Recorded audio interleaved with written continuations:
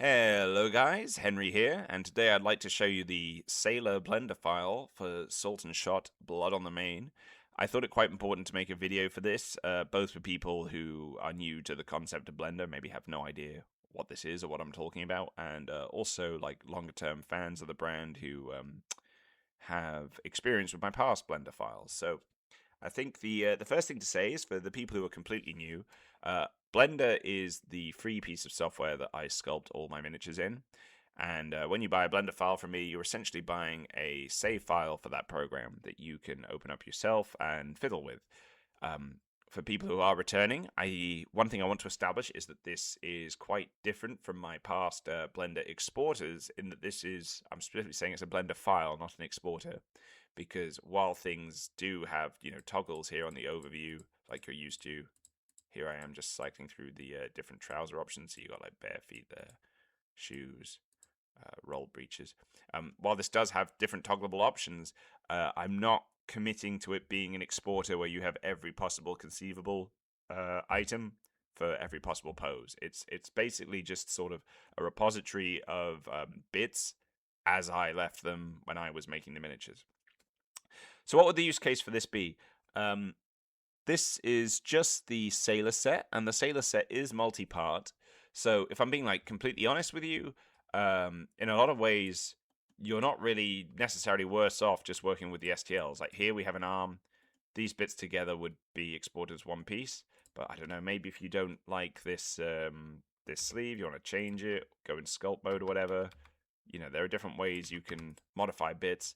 So this is for the more sort of involved work, especially with the single body pieces. So for the miniatures that have full-on coats, they're not in this file, but they will be in the final file. But the miniatures with full-on coats that you're getting as a single STL, like legs paired with a certain scarf combination with a specific coat, you can separate constituent bits like this process. Like if I press tab on here, I can remove specific parts. So the parts you get here are still individual meshes. They can still be modified.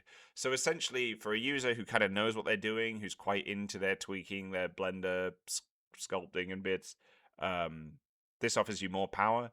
But I think for about 90% of users, they'll just be fine with the multi-part set, to be honest.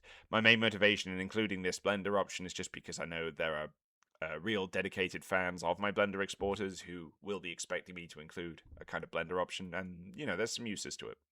But what's in this file? So, and as you can see on the screen, you've got hands and weapons here, which can be toggled from this overview. Click on these white eyes.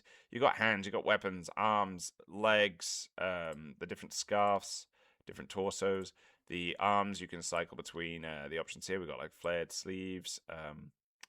My PC's just liking their flared sleeves, plain sleeves. Maybe you could move this button around.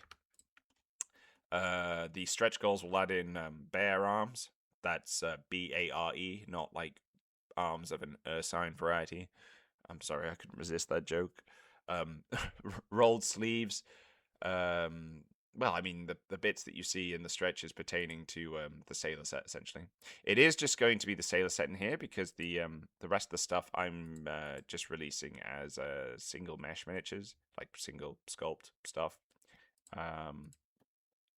But yeah, I guess that's really most of what can be said. Yeah, we got bodies, we got legs, the different head options. You've got different torso positions. I call this one swashbuckling. It's leaning a bit. This one's upright, leaning back. Obviously, it doesn't really matter where the head is because the heads are separate pieces that mount onto the crops. These are the crops actually.